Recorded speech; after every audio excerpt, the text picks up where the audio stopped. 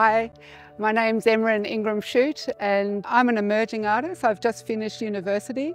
I actually came to art very late in life. It's only been in the last 6 years. I took a drawing course and I felt this mark coming out of my body and I just thought, what is this? So I just thought I just had to explore this. Part of my practice is that I'm really interested in the found object and the power structures that are embedded in the found object. And then through deconstruction and reconstruction, then how can we change them? Particularly, I'm interested in the viewer, like when they come in, what actually happens to their body when they come in contact? What space does it take up? All of those things are really important to me in my practice. This is my first time exhibiting sculpture by the sea. I went to Cottesloe and when I first originally made these sculptures, I made them out of steel and I hand drilled everything, 2,500 drill holes and welded them all together. And I found there are a few things that happened in Cottesloe that were that needed to change the structure of these sculptures. And in that process, I've learned so much about the fabrication, learning CAD drawings.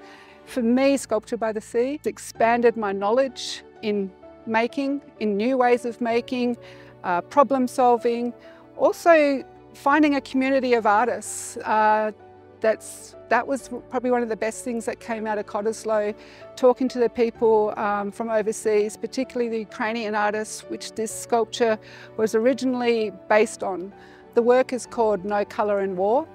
The idea for these sculptures actually came while I was watching the invasion of Ukraine on the February 22nd, and what struck me was how they were actually having to fortify the streets with these anti-tank obstacles, which are called Czech hedgehogs. So they come from the Second World War.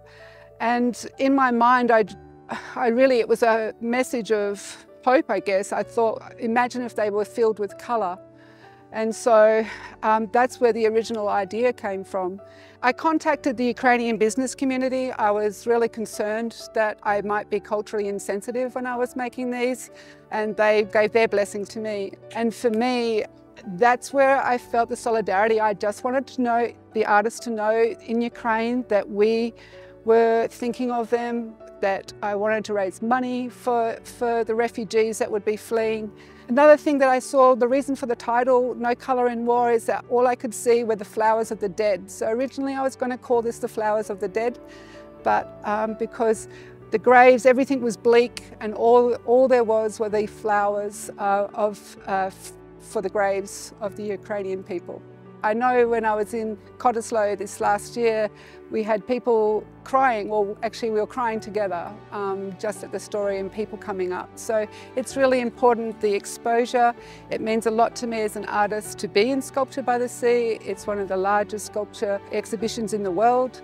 The sculpture creates a light pattern on the sand that, for me, that was a very special moment when I first saw that. It was a happy accident that occurred, but also it reminded me of the traditional crosses that actually are painted on the Ukrainian eggs. I guess for me, I wanted to offer a message of hope by filling them with light, and I just wanted to show that when people really, instead of finding separation, how can we find connection?